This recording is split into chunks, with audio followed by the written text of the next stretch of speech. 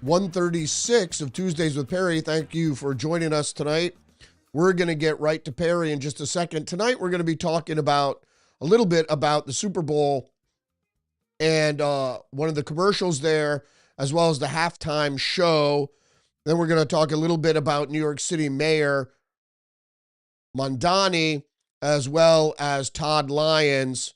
And then we might end up talking a little bit about Rush Limbaugh, which I don't really know much about. So let's go right now to, let's see if we can't go in any case, go to my friend from Florida, Perry. Perry, welcome to the program 136 episode. We've done 136 of these. So thanks for joining me today. How are you, my friend? You know what, Rudy? I'm telling you, your audience gets tired of hearing this from me, but it doesn't get any better just being here in free Florida. It's that simple. I'm happy as I can be. Well, welcome to the program today. We're going to start off a little bit talking about Nancy Guthrie. There's been some developments in the case. There have been some video footage that was taken from a Ring camera that the FBI was able to resurrect and bring to the fore. And now it seems that we have a picture of a possible assailant. He has a ski mask on and gloves. I don't know what we can really get from that. He is carrying a weapon and acts a little bit like a buffoon, so not sure how professional this guy is. So just give me your 10 cents into the Nancy Guthrie possible kidnapping case that we've been inundated on the mainstream media with so far. Well, with the events that were revealed this evening, I happen to agree with you. This guy is either an absolute schmuck or he is very sharp and he's trying to look like a schmuck. One of the things that I think it was the retired police investigator, I believe he was from Arizona, he mentioned that the way that pistol was being carried is indicative of the way certain Latin gangs carry pistols. Right. And that's why I'm saying he's either really smart and he's playing us for fools, trying to throw us off, or he is really, as the inspector said, that's stupid. Uh, there are a lot of things now that are starting to eke out. Um, I don't know about you. I don't know about the other members of your audience, but I was beginning to think last night it doesn't look good. And Yeah. now, with the evidence that they're willing, they're not sharing everything with us. The evidence that they're willing to share with us to help, um, the term they're using is not outsourcing, crowdsourcing. Um, they're giving the general public, especially the people that live within that radius of Tucson, they're giving them every opportunity to step forward and say, excuse me, this is the Russian that lives in our house. It's known as a Russian blue. No worries. People like Um, animals. yeah, she's a Russian, but she has a French name. And so, anyway, all right, that's enough, young lady. Excuse me. I have work to do here today. Go on. Um, so the information that they're trying to gander from members of the general public, they're providing the general public areas to look within.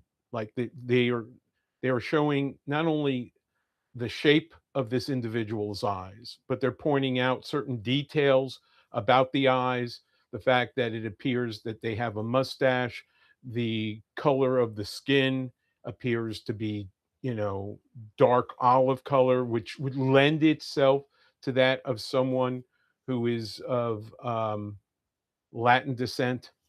And, my wife and I, we were kind of cajoling each other.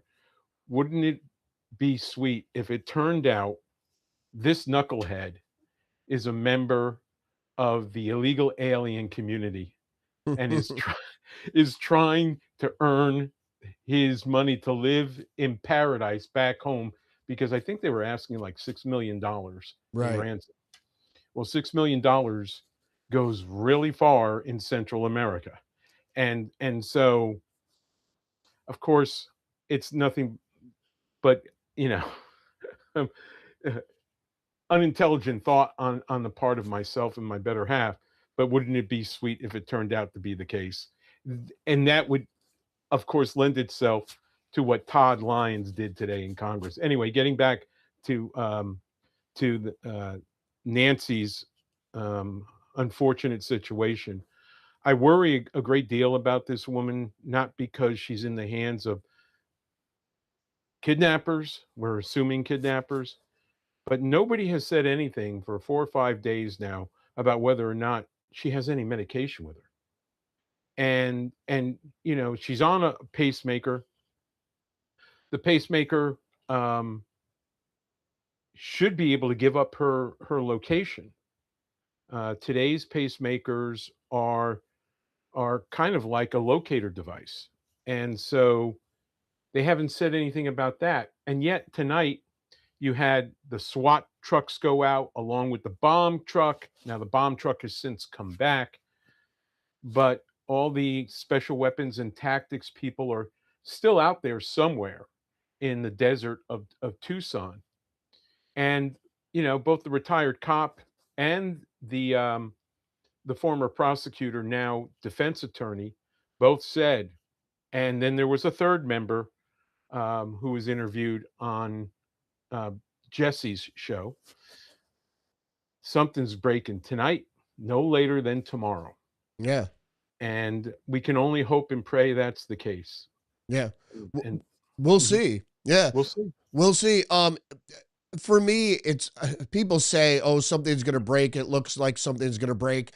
I'm more skeptical. I don't think necessarily that something is going to break. Just it seems like they're rushing around because they have some new evidence, perhaps. Right, I'm still sort of convinced that what we have here is something a little more difficult. Just because this guy is stupid doesn't mean he hasn't done this before.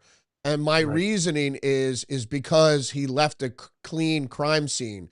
So criminals aren't the smartest bunch, but if you've done it before, you certainly could get away with it again. I don't think this guy's an amateur, but that doesn't mean he's friggin' Einstein.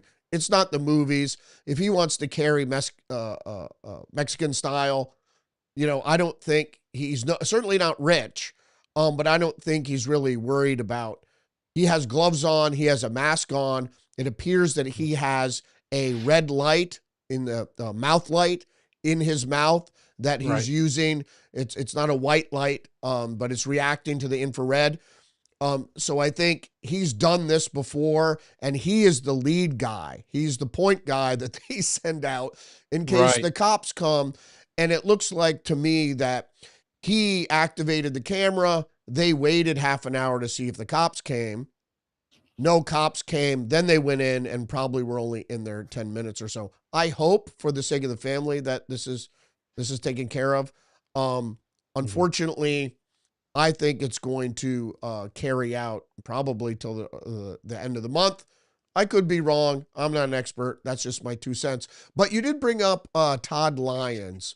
Yeah. So why don't you tell us who Todd Lyons is and what exactly has he been up to? Well, Todd Lyons is the head of ICE. He's the guy who answers to not only the Secretary of Homeland Security, but also to the czar. And he was commanded to appear before Congress today to explain his opinions as to whether or not uh, he thought the amount of, and of course, I'm taking this completely out of context, but bear with me. The questioning was such that he was very wise to say, I refuse to answer that question. One of the questions, well, a couple of the questions were whether or not he was a man of faith, and if he was, if he thinks he's going to heaven or hell. And, those are not serious questions. And it's done deliberately for grandstanding purposes so that that individual, whoever that member of Congress is, can go back to their constituency and say, see what a good job I'm doing. I'm beating up this bully. Please send me money. I need to run for reelection. And really, that's what today's show was all about. And it was a show. And what he did is he literally manhandled everyone. And of course, they were clips. I didn't watch the hearing. I didn't have time. I have to earn a living. But the clips that were shown, he humiliated the Democrats. Yeah. And he did so by, and the only thing, I was saying to my wife, hey, look, in my opinion, what he should have said is, not only do I think there is nothing illegal about what the men and women of my department have done and are doing every day to help keep this country more safe. It is important for you and all the members on this panel to understand neither victim who is no longer breathing the Lord's air were innocent parties in the events leading up to their demise. And you asked me, do I feel badly? I feel badly about anyone losing their life senselessly, and it was a senseless way to die. But I don't regret how it was handled because it was handled in a professional manner, in a way where the individual representing ICE was defending their lives. And that's something that you need to understand. And then say, next question. And, to get it out there and say, because one of the questions asked is, do you want to apologize to either or both of these families? That's how he should have responded. I don't regret the actions carried out by the members of my department. I regret the loss of life because no one should lose their life simply for standing up for what they believe. However, neither of these people were innocent parties, and that has already come out. So while it's a terrible loss of life, no, I don't regret what the people representing us are doing. Yeah, And absolutely. that's that. Yeah, I happen to agree with that. And at one point, he Todd Lyons threw back his head and he goes, "I don't know why am I answering these questions." Because he wasn't a serious person in the room. The Democrats were just grandstanding, and I think it makes them look foolish. So I happen Right. to agree with you there. So let's move on over. Let's go back a little bit further. So there was this snowstorm in the Northeast, and not good grades for the new mayor of New York City, Zohran Mamdani, and he had a problem already before the snowstorm with the trash pickup. I don't know why Right. that wasn't happening. And he started to organize. I don't know if he organized it or the community did that. Despite all the taxes you pay in New York City, you will have to also organize a community shovel out.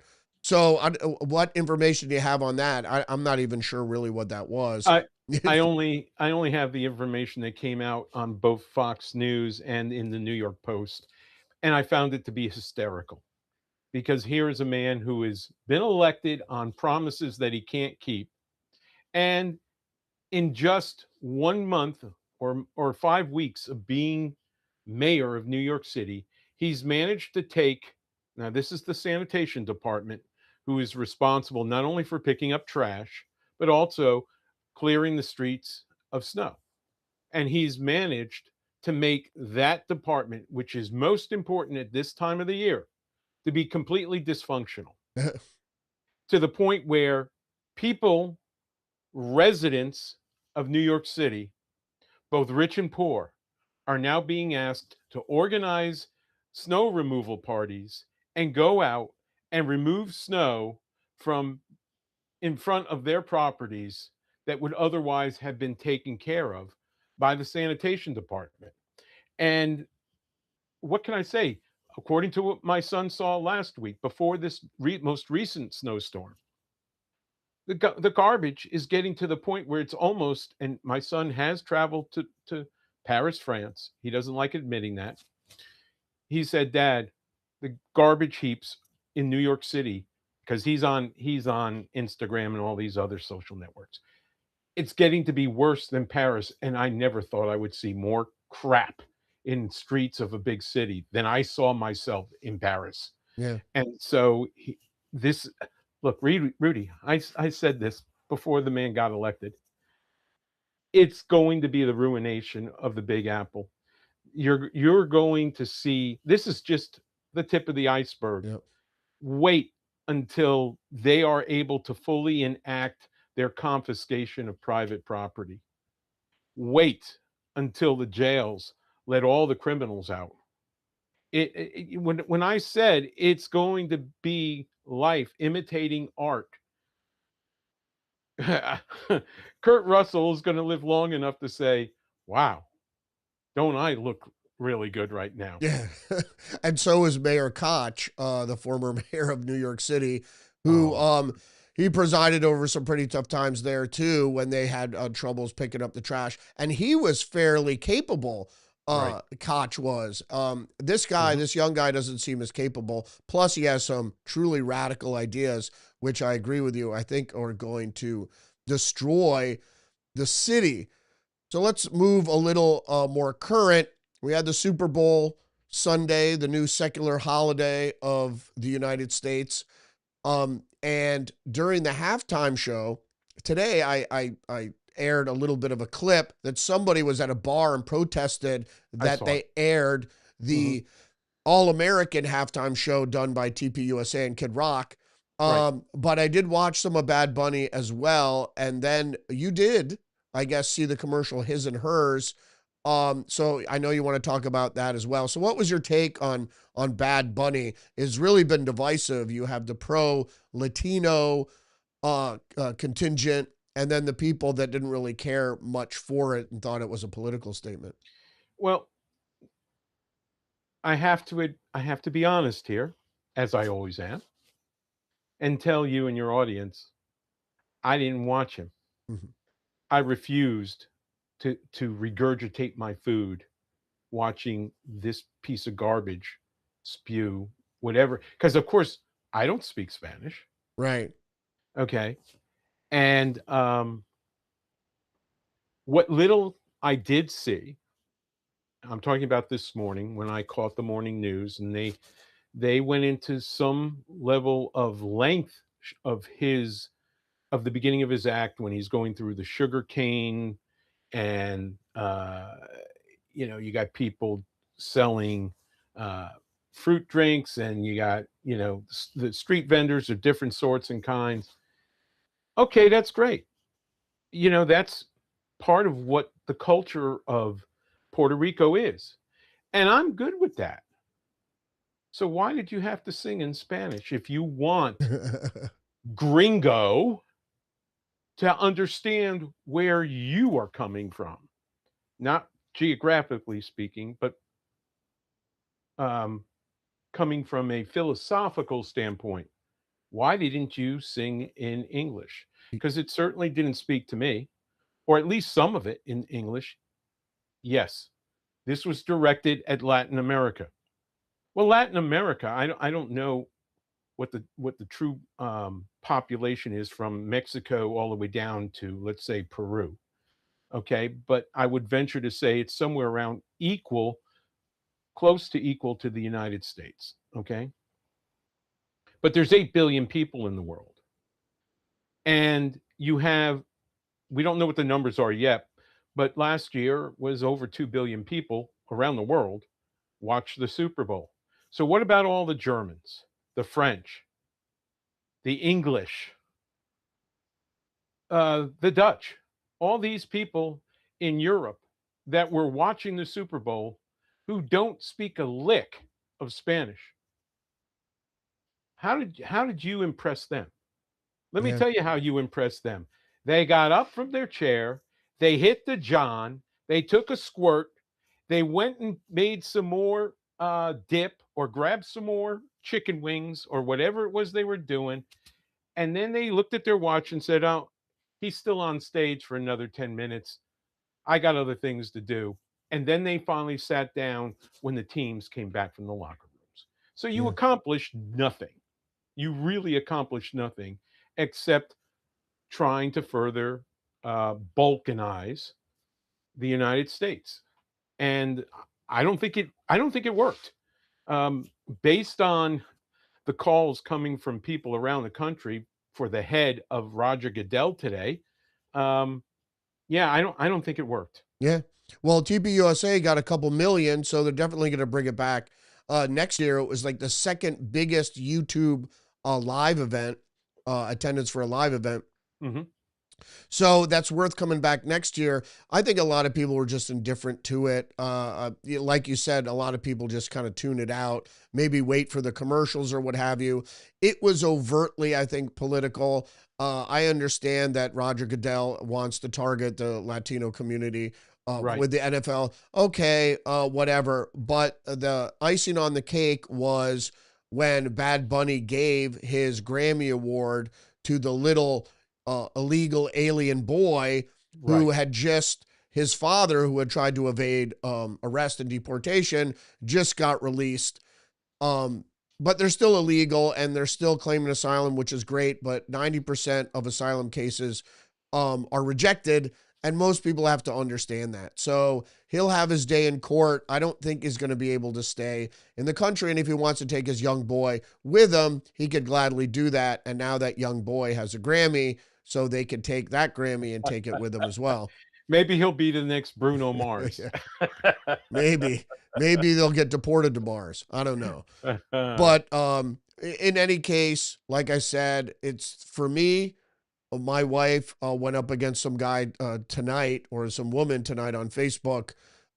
She's saying, everybody that says they don't like Bad Bunny or didn't like the halftime performance, again, you're racist.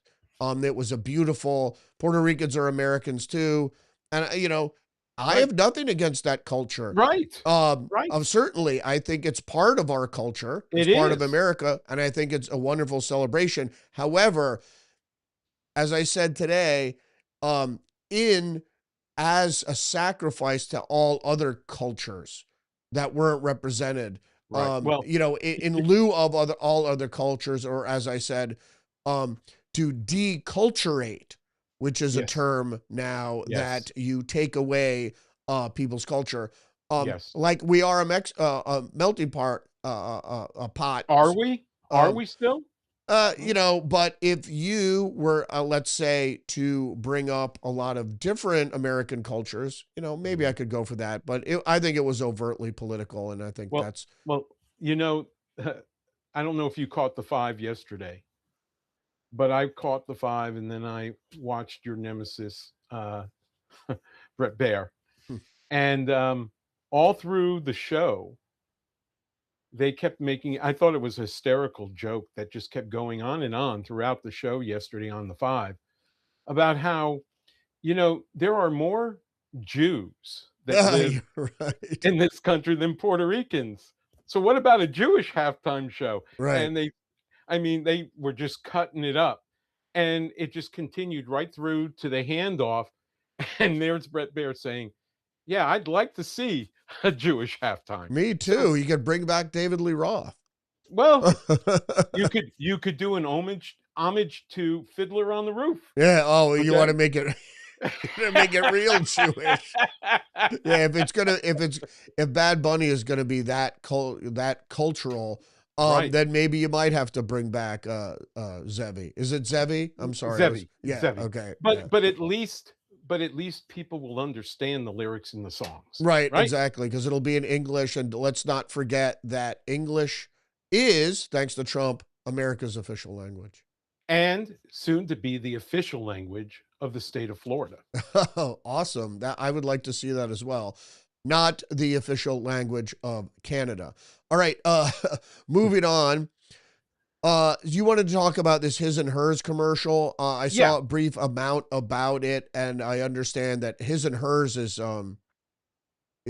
sexual. Is it sexual drugs? Well, it started that way. Right. Um, But now they've truly diversified their program. And this is where I think you went off the rails a little bit yesterday with regard to um, criticizing that commercial. Well, If you I lost the headline, and so I think I had nixed it, but then I ah came across the text, and I did want to talk about it in terms of class warfare, certainly. yeah, and that was the beauty of that commercial. It addressed class warfare because their whole argument in that commercial was until now, only the rich could afford diagnostic testing. Well, not anymore. They are offering, we have our Fountain of Youth doctor, and we have our other uh, doctor in Clearwater, who I've said on your show is mainly responsible for saving my wife's life. Right. Um, they use all these diagnostic tools and tests that are not necessarily covered under insurance programs. And until recently, and by recently I mean within the last decade, if you had to pay for these tests, it costs thousands of dollars, not 500, not 1,000, not 1,500, but thousands of dollars to be able to find out not only what the cause of your ill is, but more importantly, to see what else is going on in your physiology and to address weaknesses within your physiology so that you don't get cancer. You don't get Hodgkin's disease. You don't end up dying suddenly at age 48, like one of my classmates from high school did, of a heart attack, because you have all of these tests that look into your DNA and say, here are things we're finding. These are markers that we're finding are areas of concern, not saying you're going to suffer this consequence, but here's how we can address it today to make it almost impossible for that to happen to you.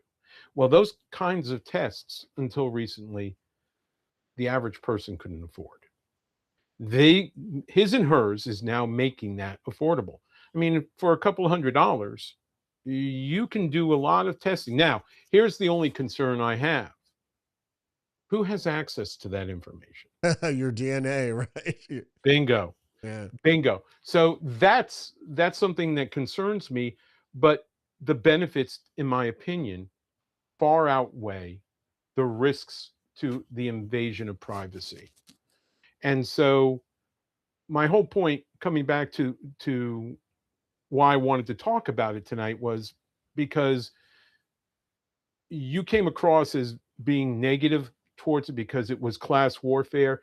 And watching the entire commercial, I came away with the exact opposite. It's now something that I don't have to be rich to be able to afford. Well, I think it was with the premise the article stated, which was that rich people can't have superior health care.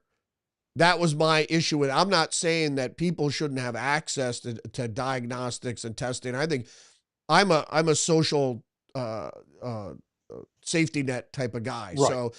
So universal health care, well, how do you pay for it and how do you ensure that it won't get ration care and all that?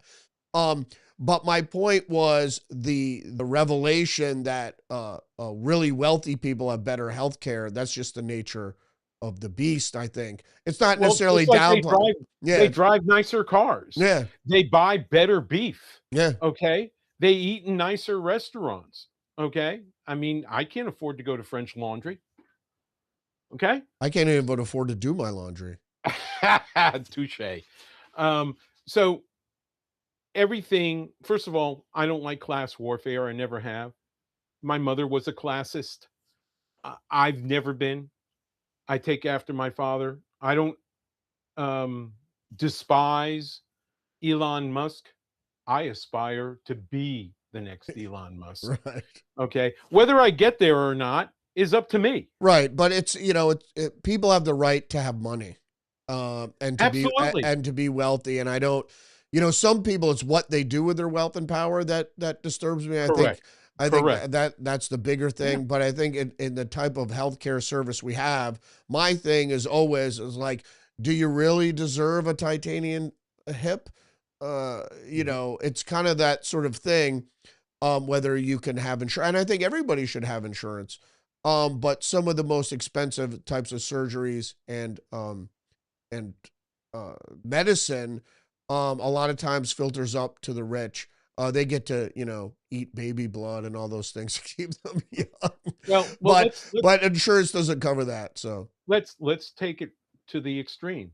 If not for the rich who can afford the most expensive procedures, those procedures would never roll downhill and be covered by right, both private and government insurance years later. right. If the rich So, couldn't drive the first cars, right. they wouldn't have been mass produced for the rest of us. Sure. Yeah, That's right. I absolutely believe that. But it's interesting to see your take on it about the diagnostic testing.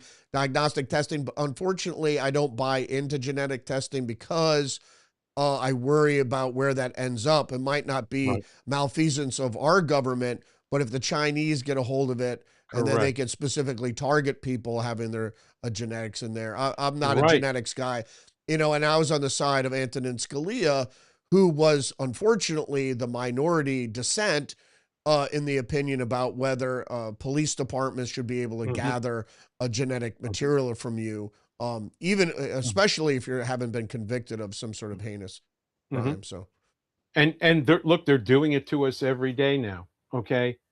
Our driver's licenses have digital information about us. Our, retinas are being scanned.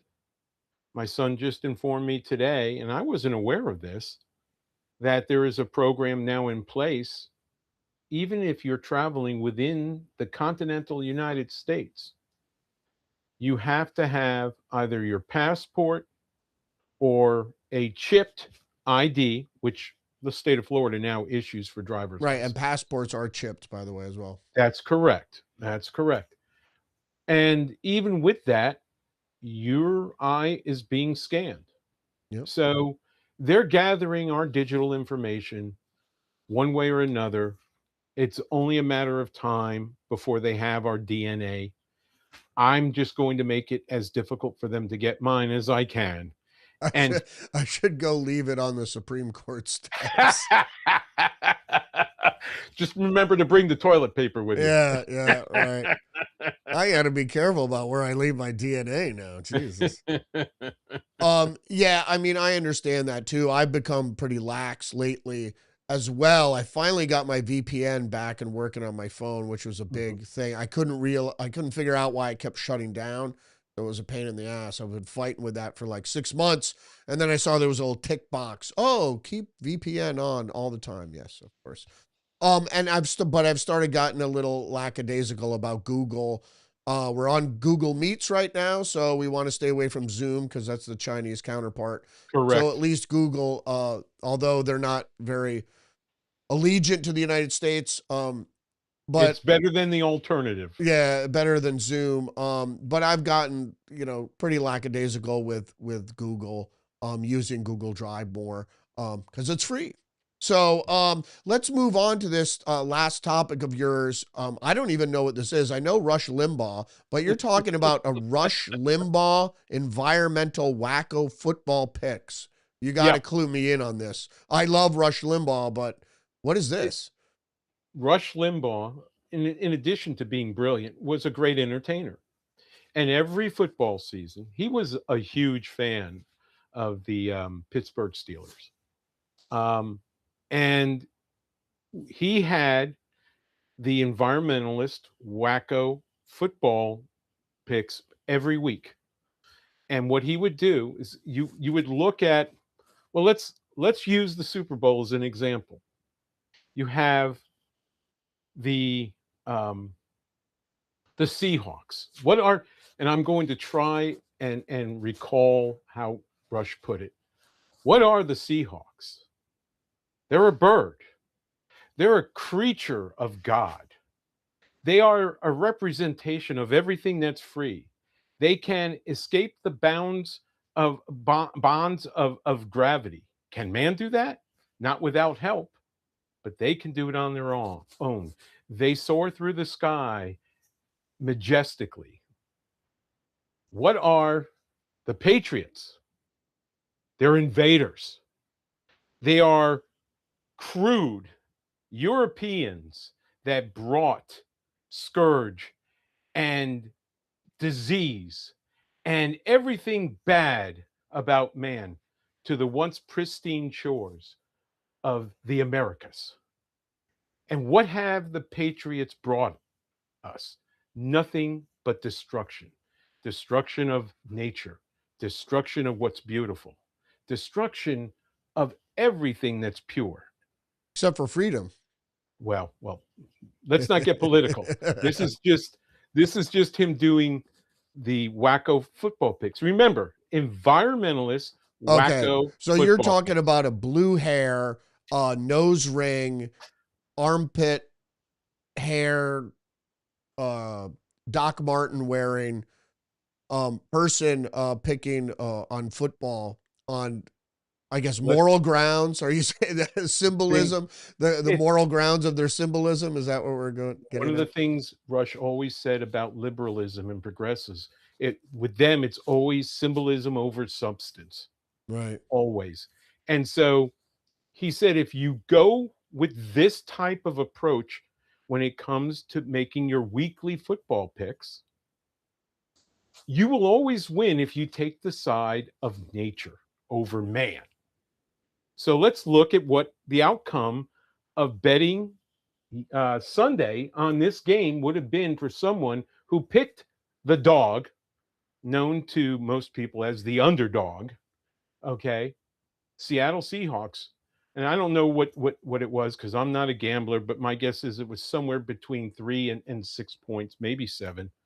Okay, they were the underdog, so they were given those points going into the game. They didn't need them. But the point is, if you had used that formula, which Limbaugh created almost 40 years ago, you would have won money.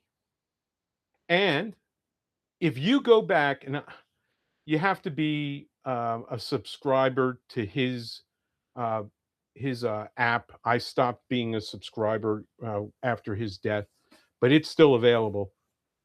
And supposedly, all his radio and television show episodes are there. So if you were to go starting in 1988, when he first went national, August of 1988, he had every week his environmentalist wacko football picks. So if the Broncos were playing the Steelers, you take the Broncos. Okay? If Right. if the Jets were playing the 49ers, you'd have to take the 49ers. Why? Because Jets they bomb people. they because they were prospectors. They loved their horses.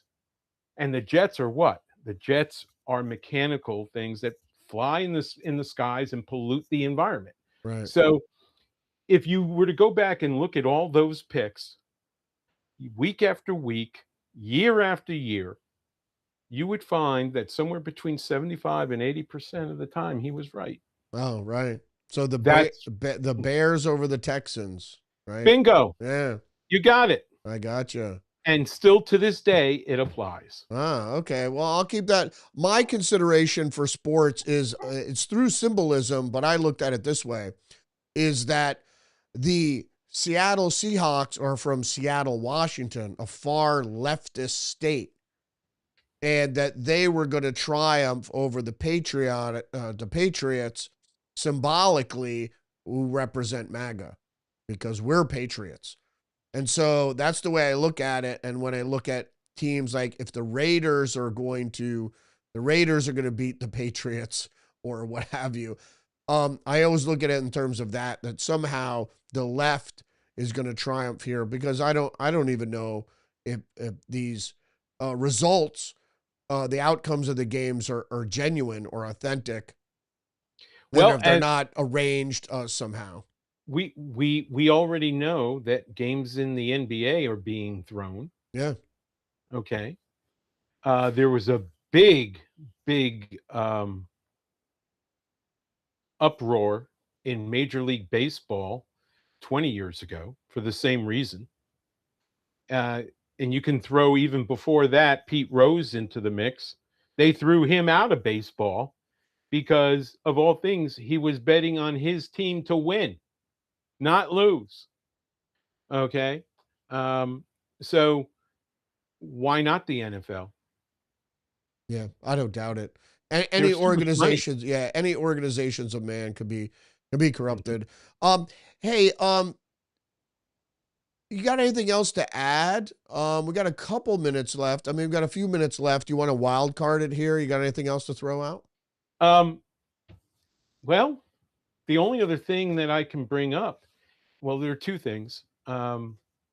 We talked about this last week with regard to the economy, what's happening, and the fact that the uh, Republicans can't seem to get out of their own way when it comes to talking about all the successes that we're having in the economy.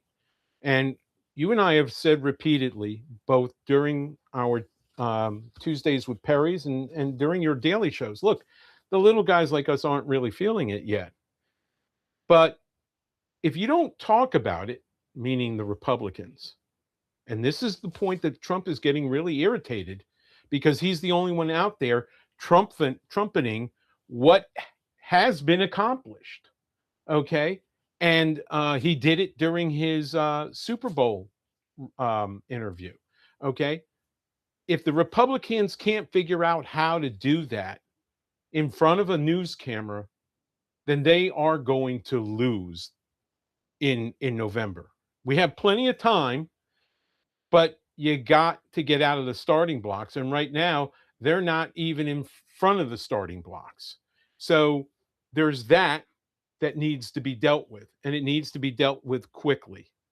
And the other thing is what's going on in Gaza. That's fallen off uh, the edge of news in the last 3 weeks. I don't like what I see.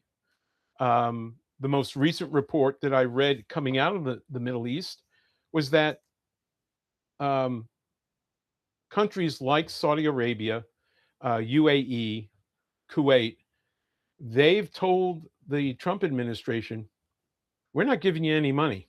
We until uh, um, Hamas is disarmed, we're not going to be a part of this.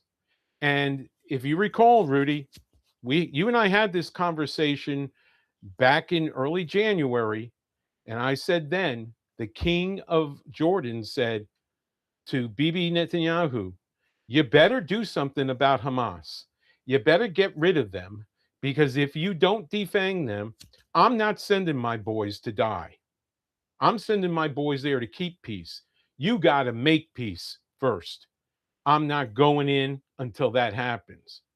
And so Trump is trying to push the next step, step two. And he's getting a lot of blowback from all his friends in the Middle East who have a lot of money. And they're all saying, uh. So I'm really concerned about that. So those are the Right. two things that are going on that nobody's talking about. Which was Hamas and the economy. You said Correct. the peace process and the economy. My take on the economy is it's coming.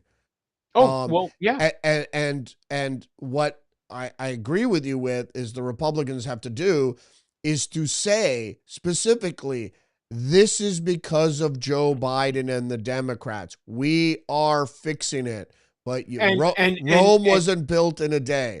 It took them 4 years to tear it down. And so it's going to take us at least over a year to get it back. And the Federal Reserve, to be frank, Perry, is not helping. We they're need to not get, going to. They're yeah, not going to. right. Because we've seen already the mortgage rate tick up. I mean, Hmm. that's a result of the latest cuts, Hmm. and it eventually will come down. But for the layman on the street, what do they know? Right. Right. What they know is I'm not any better off now than I was 6 months ago or a Right. year ago. Right. And the Republicans have to do one more thing when it comes to talking to the average Joe Schmuckatelli like us. They have to be willing and bold enough to look that individual in the eye and say, "Look, I understand what you're going through. I I am doing as a member of Congress everything I can to see to it that the president's agenda continues to move Yeah. forward. The Help is on the problem way. is, Yeah. right, the problem is Rome wasn't built in a day. And I know you don't want to hear that. But I'm telling you, if we stay the course by the second half of this year, You're going to be, you're going to be yeah. ecstatic. It's already happening with money coming back to people. That's And it. that's not being talked about either. Here's a, Again, yeah. Here's a new slogan, Trump. Rome wasn't built in a day. Help is on the way. I'll take it. Yeah. Yeah, I happen to agree with you. I think we're gonna see some breaks soon, and I think the secret weapon isn't just Trump getting on the trail, Robert F. Kennedy Jr. getting on the trail, but I think it's a fat $2,000 tariff dividend check, and if you put that out in November or right before the holidays, beginning of November or Put it out. No, I'll yeah, tell you when you end put of it out. October, yeah, No, not even October. I'll tell you when you put it out. You put it out just before the kids go back to school in mid-August. yeah, Now, for Florida, that's too late because our kids go back to school in the second week of August. right. But my point is, most of the country goes back to school the day after or 2 days after Labor Day. So if you make sure those Trump checks are in the hands of people with school age children before they have to pay for the new clothes, before they have to pay for school supplies, before they have to pay for whatever else the school says they have to provide for their child, that will make a difference. Yeah. That will make a difference. Hmm. But we got to get there. We got to get there. Yep. And it's going to take time, but we have to again, and I hope we don't have to talk about this it ad nauseum. It's got to be more than Trump and Vance saying it, and for Yeah. that matter, Besant. You know, I How mean, about Mitch McConnell? Maybe he could say it. yeah. Well, if we can get him out of the corner that he's tucking his thumb If in. we can wheel him out, yeah, maybe. I don't know if we'll say anything, but maybe we can try. I happen to agree with you there, and I think we're going to do all those things. And I think we're going to be surprised at the midterms, but we have to fight. We have to fight all summer. By the way, some bipartisan legislation coming through is the housing bill, which is passed bipartisan with only 9 dissenters in the House. And so it has to reconcile with the Senate bill before it goes to Trump's desk. But if they do that toot sweet, that's going to help people as far as housing is concerned. So that would be certainly a bipartisan victory, but a victory nonetheless. But you know something? Private industry, and I'm directly tied to this, Rudy. Private industry in housing is not waiting for government. My partners and I have come up with a new program. We already have acquired several properties. We're in the process of acquiring acreage, and we are building what's known as ADU properties. And very quickly, what that means to people in your audience that are younger than us, and even retirees who are worried about how they're going to be able to afford a mortgage in their retirement, it's taking a single family residence, adding on the old fashioned mother in law suite with a full bathroom, with a full kitchen, and allowing the property owner to rent that extra domicile out. And banks and the government are now recognizing that type of structure and the income from that structure now going towards the mortgage. So people under age 40 who Mhm. currently do not qualify, not because they don't have the credit, not because they don't have the income, but they don't have enough asseture to be able to get into a new home, now will qualify. Yeah. And we have a lot of interest here in the state of Florida for what we're undertaking.